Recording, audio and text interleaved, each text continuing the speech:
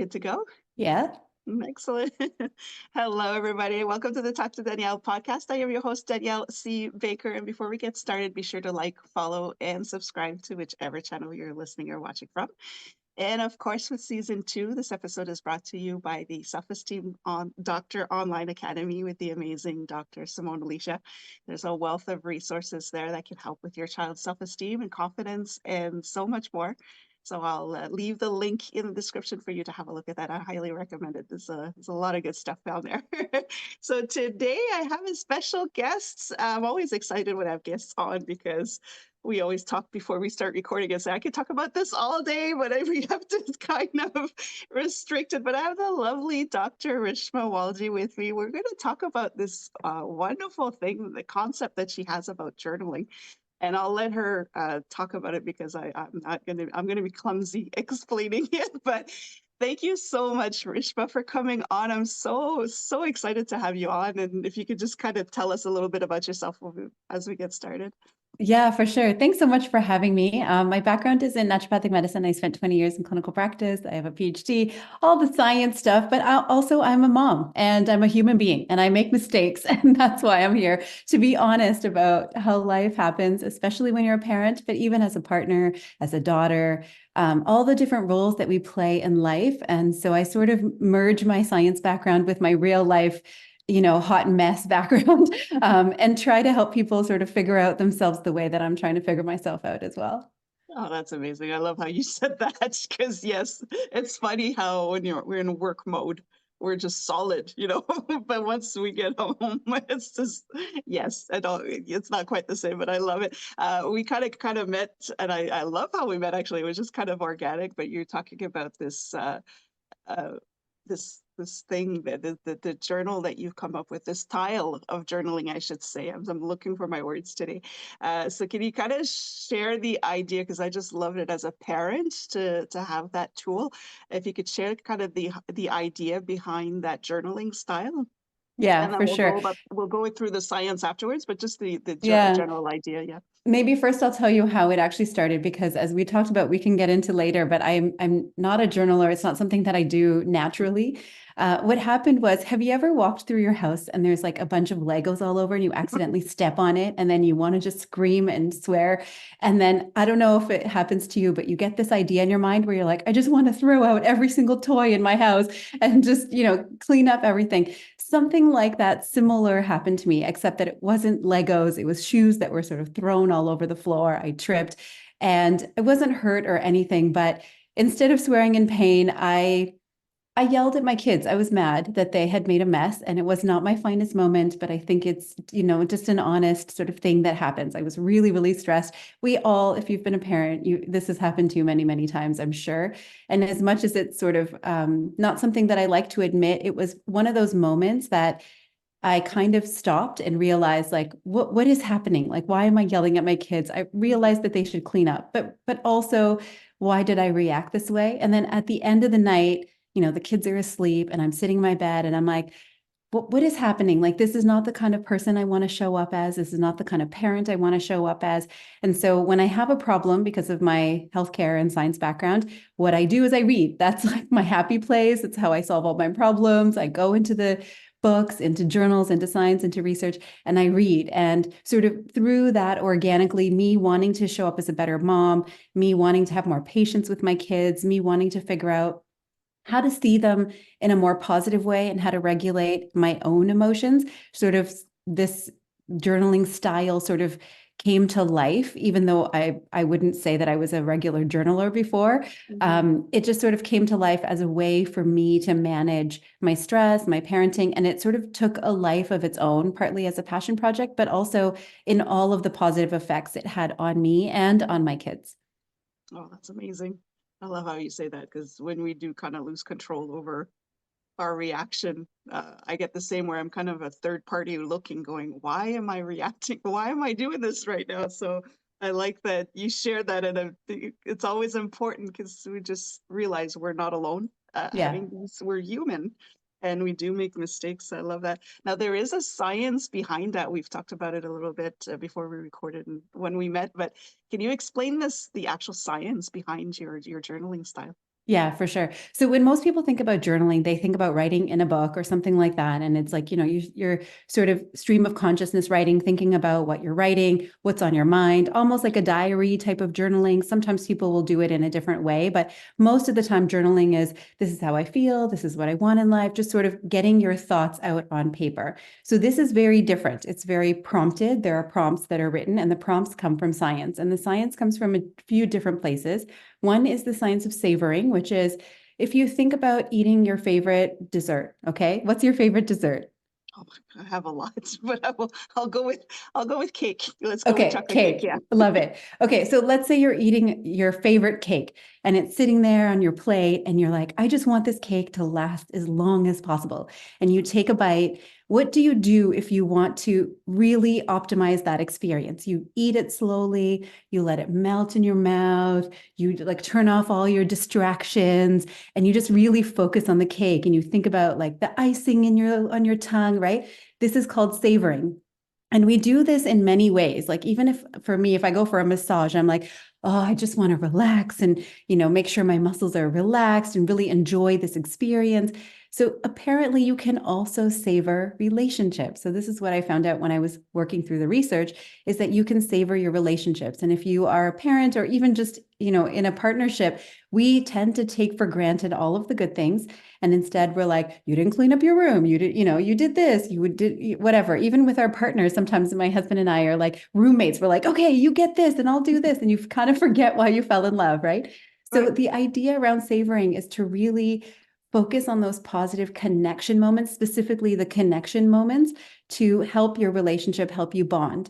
And then there's a whole other research around memory formation. And I do a lot of like brain science in my work. So how do we remember things? We, again, as human beings, we're sort of wired to think about the bad things because we want to stay safe.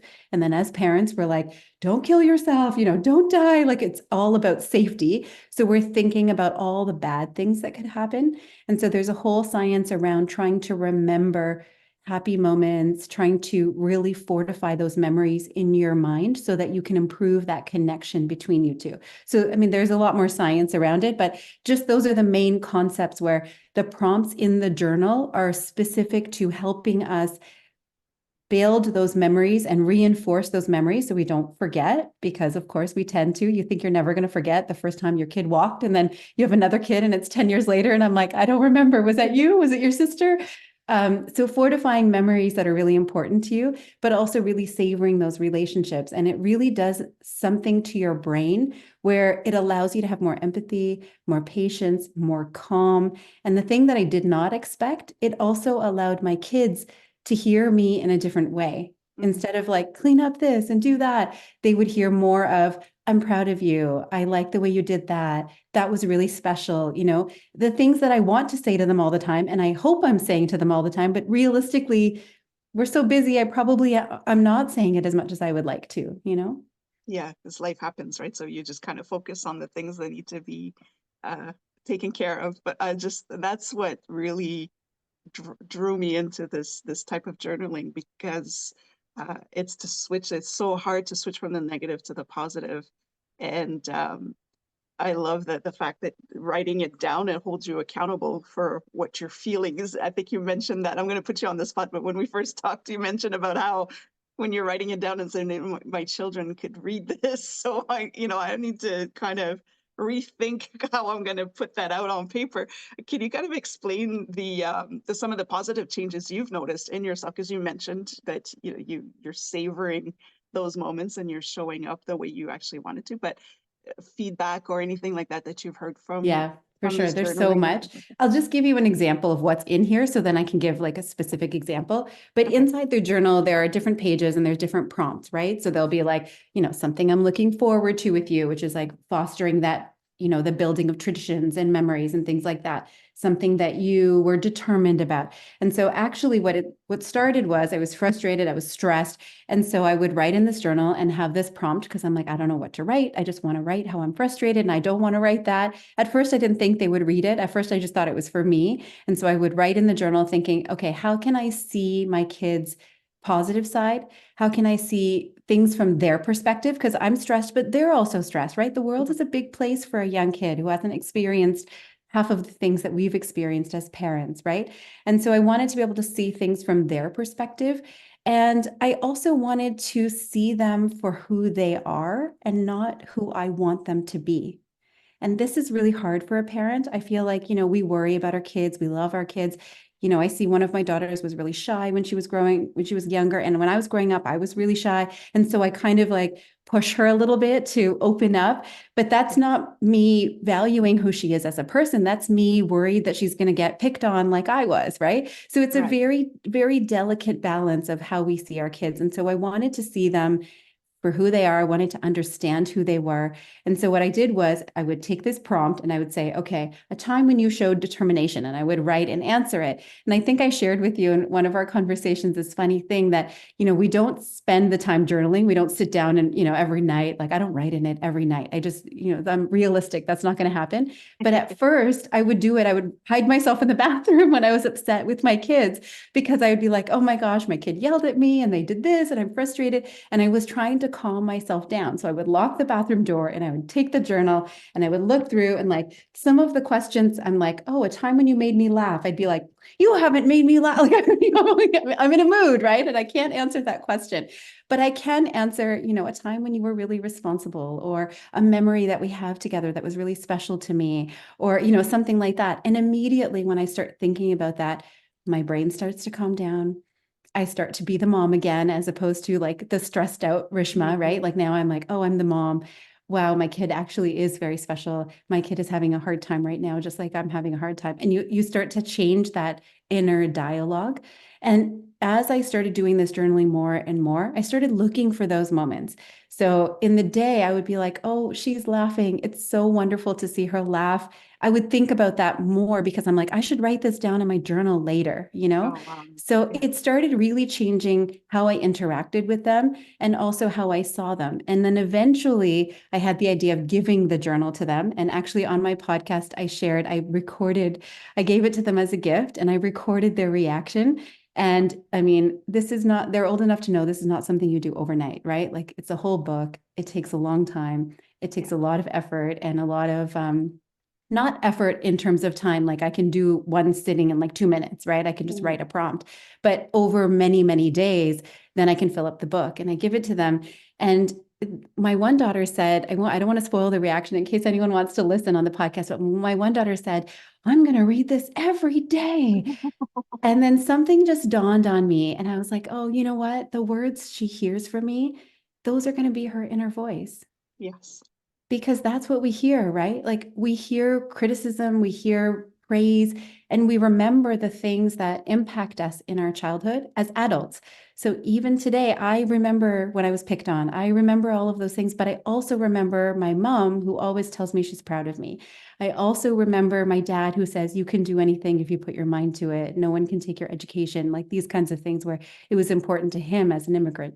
So Yeah. I want to be able to give my kids some of those positive pieces that maybe I forget to tell them. Like my daughter, I could just talk about this forever. So just stop me, but I'll give you No, one it's more okay. example.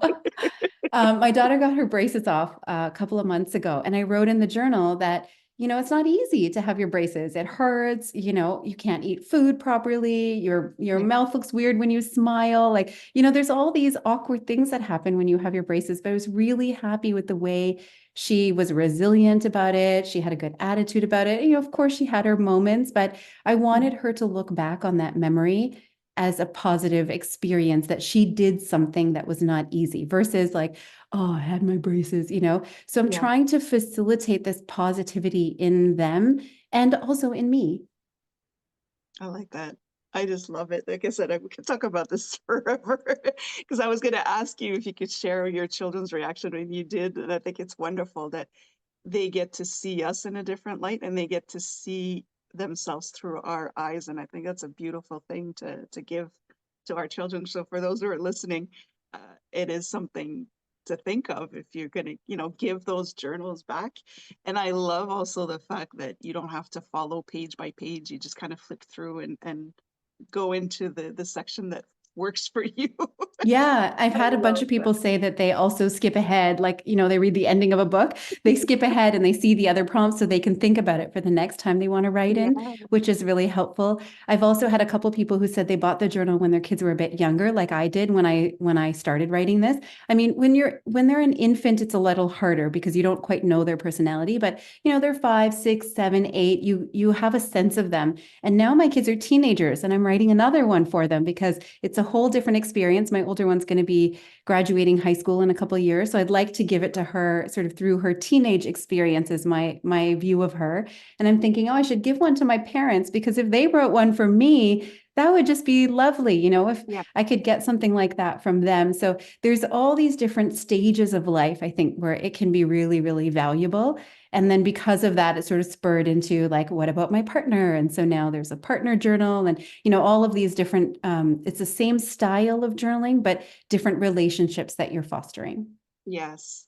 That's what I like. It's transferable to Yeah. anywhere. You could even work at it with your coworkers and anything else. That's just I love it. I could talk. Like I said, I could talk about it forever. But we had mentioned we talked quite a bit about how I myself I don't naturally journal. It doesn't come naturally to me. So, and I know there's quite a few, you were the same, there's quite a few people out there. Do you recommend it? And I like the fact that your journal, again, it's not page by page, follow the sequence. You can kind of jump in and out. Do you have any advice on how to get stuff for people who are really interested in this, how to not make it stressful, not putting too much pressure on yourself, but just go naturally with it? Yeah, for sure. Well, definitely for me, I started when I was upset because that was sort of what the point of the journal was. And maybe not everyone can do that, but for me, I felt like if I could find one prompt that would just help me calm down, I would feel a lot better about writing in it. And like I said, it just takes a couple of minutes to answer one prompt. It's one page, it's not very big, like you can just fill it in. The other suggestion I have is during big moments. So, like braces come off, graduation, because you're already feeling sentimental, you're already taking pictures, these kinds of things. Also, now my kids are teenagers, so I do it sometimes if I'm waiting for them at a sport event or I'm dropping them off at their friend's house and I have to wait for half an hour. You sort of Mm, waste a lot of time when you're driving your kids around. And sometimes I have enough time to get groceries, sometimes I don't. So I just have it in my purse. And then sometimes I'll just sit in the car and write while I'm waiting for them so that I feel like I've used this time. And then what I find is when they come back in the car, we have a lovely conversation. They don't know that I did this, but I'm thinking about them in a different way. And I don't know, there's a different energy. We just have a really different sort of conversation. So yeah, those are some of the tips that I would recommend is just have a couple of minutes or before bed is another one, if that works for you too. oh, that's great. Yeah, it's just that it's not homework. It's just something that Yes. we can. It's not homework. It's meant to make you feel happy and it's meant to make them feel happy. And the other thing I should share is, of course, if anyone wants to get the journal, you're welcome to it. But if you don't have the journal and you want to journal in this style, maybe I should explain a little bit about how it works. Yeah, sure. I'd So love that. people can just get started right away. And if they like it and it's something that they enjoy, you're welcome to just grab the journal from Amazon or wherever. Yeah. Okay, so essentially the idea is you're trying to pick a moment of connection with your child. So it could be something like a tradition or something, let's say you celebrate a holiday with your family. Let's say you are graduating, like something like this. Even if it's something really small, like I took my kid to daycare and she squeezed my hand for a little Mm, extra long today. right. These moments that are so fleeting, but they mean so much to us. And then we forget about them because we're rushing to work. So, any kind of a moment that feels connection, you want to write about. And the secret, and I give a free workbook that actually like talks all about the science and how to make the most of it. But the secret to the science is to really engage your senses. Like, what did you see? What did you feel? What did you smell? Like, really figure out how you felt in that moment. And then Hmm. also, why was it important to you? What did you feel? What was your child going through? What are you going through? Like, really engage every piece of your memory, every piece of your emotion, your thoughts, your feelings, why this was important to you. The idea is really to focus on the connection experience and then writing about that. That's sort of the summary of how this works. Oh, that's great. I love that. I love that. And of course, I'll put a link in the description as well so that they can have a look at it. It's called the Connected Parent. journal. I love it. Yeah, and And there's a connected partner journal too. I saw that too. I Yeah. was like, oh, this is such a great series. So there's, I'll put the links if people are interested. But yes, you could start right away and get into the habit of changing your mindset on the whole approach. I think it's wonderful. Um, uh, so many questions I think.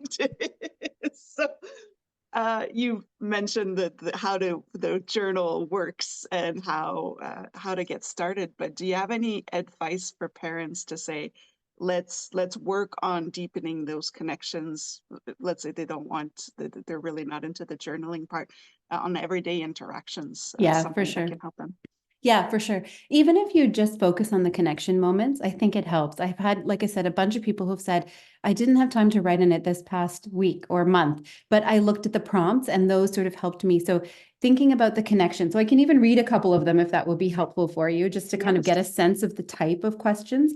Yeah. A lot of them are characteristics. So, a time when you showed love, something of you, something about you that I'm in awe of, a time when you made me laugh, something I enjoy doing with you, Mhm.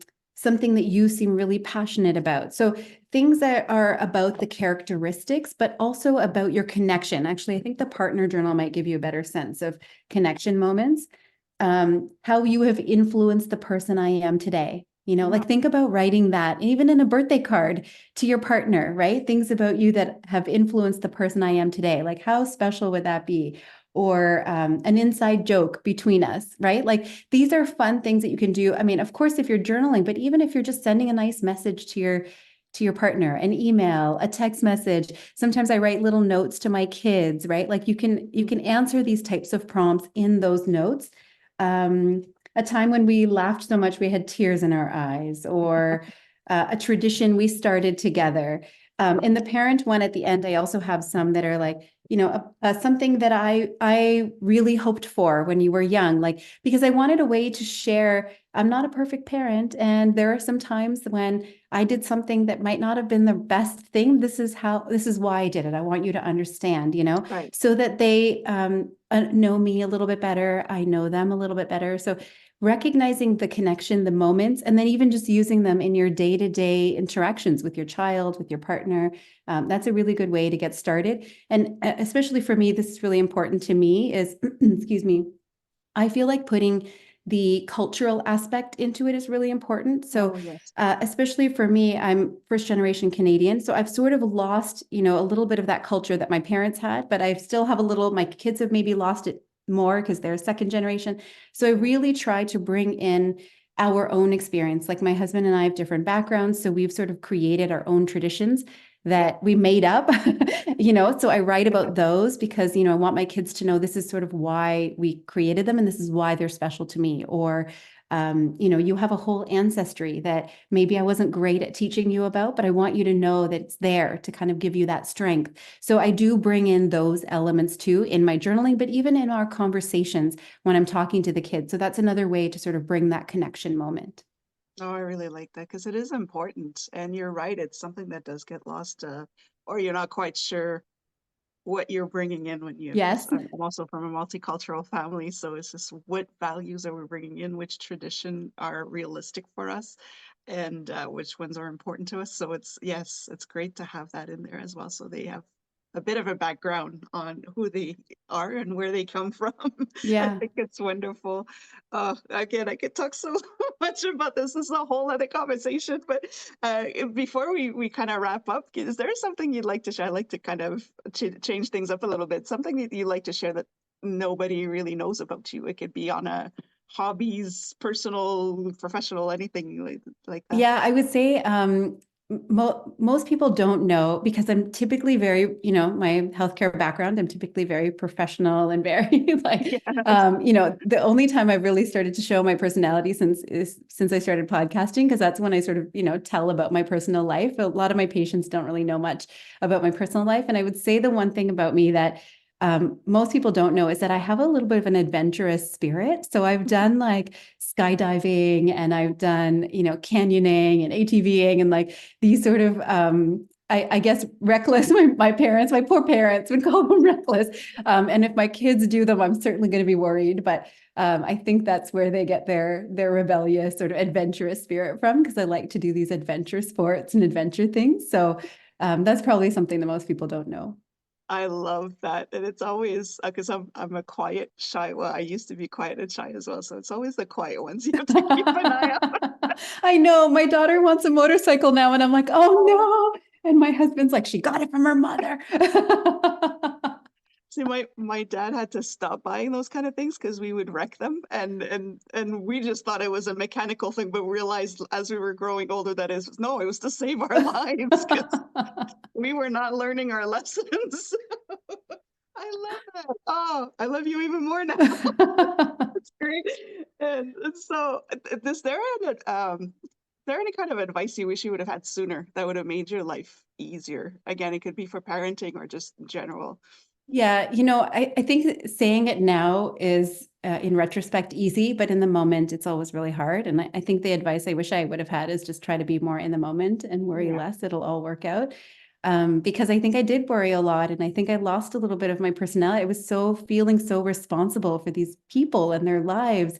Yeah. And only now this journaling has helped a lot because I'm starting to back off as their parent and more try to be, more. I don't want to say they're friends because I'm still more responsible than friends, but I've changed my parenting style and I continue to change as they get older. And I'm sure your kids are grown now. It's a very Yeah. different experience, right?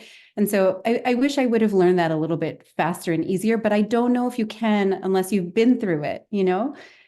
Yeah, there's a learning curve. I find that I'm working a lot with that saying that parenting styles are not rigid. They need to change. Every child is different. You can have three children and not one of them is different. They will not respond the same, but as they grow older, and I'm learning now, and like you say, you need to live through it. They're adults now, um, but you're still there. And I Yeah. remember myself bringing my firstborn home, looking at my mom going, I need you. Like I spent my entire teenage years saying, I don't need you anymore. But now it's just like, whatever I put you through, I'm so sorry. I Please. know. So it's And my mom something that says the worrying never ends, right? Like you just have to manage it more quietly. that's hard. That's Yeah, it's hard. Yeah, hard. because you're always a parent, you're always a mom, you're always a dad. I see it with my children's father as well. That Yeah. he opens up more about it because he's been doing some work, the journaling type prompts that you have, and he's opened up more about it now. And it's interesting to see his point of view as well as the dad. And he's always worrying, but it never comes across as even I'm surprised. I'm like, really? So, but I like that just to Yeah, enjoy letting the go, moment. I think is really hard, and that's why I'm trying to appreciate them in every stage, every age. Yeah. No, that's great. Is there anything coming up for you? Are you working on anything new? Anything I exciting? am. I'm scared Yeah. to talk about it. Yeah. I've been trying to write a book. Yeah. So I told you that I was in healthcare and private practice, and I've taken a break from my clinical practice, and now I do a lot of work on decision making, intentional decision making. And a lot of it spurred from this journaling passion project, and then a few other projects I was doing about learning how to meditate and, really just putting things into practice into my own life. I always try to walk the talk. If I'm telling my patient to do something, I try to do it myself. And I realized there's this gap in healthcare where we're always sort of reacting, like Yeah. symptom treatment, symptom treatment. And I'm at a stage in my life where I have a bit more energy to kind of explore these topics.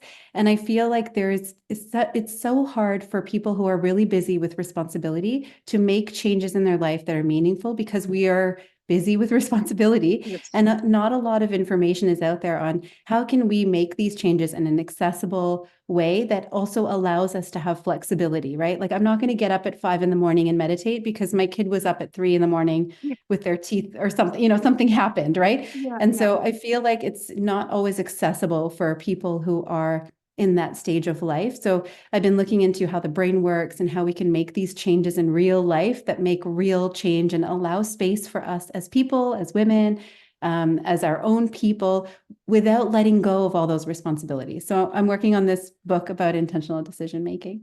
I love that. Oh, this is so exciting. I'm always like, I've told you before when I interview people, I'm like, oh, please tell me more. You know, I can't wait to see that one. And then we'll keep you posted for the listeners and the audience as well. We'll keep you posted as that comes along. It's a big project. It's a lot of work, It is, but it's going to be but so so worth fun. it. It Yeah. is fun because you're doing it because it's something you're interested in, and I love it. I love it. I'm going to leave. I got one last question for you, and that's I love this question. I've kind of explained it for the listeners that haven't heard yet. I was interviewed by a 9-year-old girl a few years back. She was interviewing adults for a school project, and she was asking this question that I'm about to ask, but none of the adults were answering, so she would get frustrated. And her mother just told her, maybe you should stop asking. And she got even more frustrated. She's like, no, somebody's gonna get it. So when she interviewed me, just because of who I am, I did answer. And she was so excited. She turned around. It was a Zoom meeting like this, and she turned around. She goes, "You see, Mom, I told you somebody would get it." So I told her, I promised her I would always ask the people I interview that same question. And this is the question: is what do you want to be when you grow up? Oh my gosh, I think the answer is probably the same as when I was a kid. When I was a kid, I wanted to be a dancer. And more specifically, I'm going to date myself, but do you remember that show in Living Color where they had those fly girls in the Yes. background and J-Lo Oh was one of them? I wanted to be a fly girl. And so even now, I'm like, in my head, I'm a great dancer, but in reality, I just dance around the kitchen. but that's okay. That's So I maybe one day when, my kids are grown and I have time to myself, I might take some dance lessons or something like that. So that would be my answer. perfect.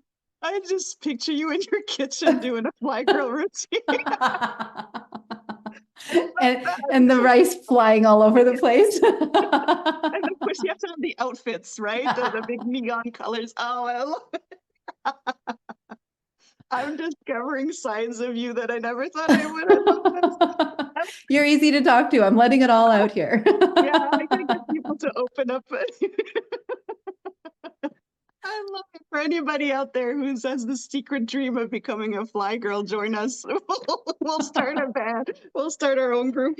Oh, I love it. And this is why I love asking this question because you never get the same answer, but they're all amazing answers, right? It depends, and it'll change. 10 years from now, it'll be something completely different. So I just love how we're so set as adults to say, well, I'm grown now, I'm set, I just have to retire, but we have to keep evolving, we have to keep growing, and that question allows us to do that. So that's why I told that little girl, she's grown now, but I was like, I am definitely going to be asking this for fun. This Such was a good definitely worth question. it. Now, again, how can people reach you, follow you, get more information on your? I will put all the links in the description, but more information on your journal and the work that you do. Yeah, for sure. Thank you. Most of the stuff is on my website, livingxo.com. I also have a free gift if anyone wants to start sort of thinking about this in a different way. It's a free gratitude challenge. So it's about gratitude. It's a little bit more open in terms of like, it could be about your partner, it could be about your child, it could be about life in general. So it's a little bit more open. So there's a gratitude challenge on my website, livingxo.com/gratitude. I've got my podcast. It's on the website. Okay. So the website is really the best way to connect with me. And it's again, livingxo.com. Perfect. I'll put the link in there, and don't forget to check out as well the Connected Parent Journal on Amazon to get a copy. I think it's Yeah. And you amazing. can get the link on the website too. Yes, Again, it's livingxo.com and then it's /shop. /shop. Yes, Yeah. there's quite a few. I was when I was looking at the website, I'm like, oh, I like every single thing that's on there. I love it. Thank Uh, you. Thank you so much for joining us today, Rishma. It was such a great. Again, I could talk to you all week if I could, and then I'd love to have you back on when your book is coming up if you have other Likewise. things Thank coming you. I up. hope it was helpful for people who But are listening. thank you so much for sharing that with us, and for everybody watching or listening. Don't forget to like, follow, and subscribe to whichever channel you're listening and watching from. Don't forget to check out Rishma's website as well to get all that wonderful information. And until next time, stay safe, stay awesome, and we'll talk soon.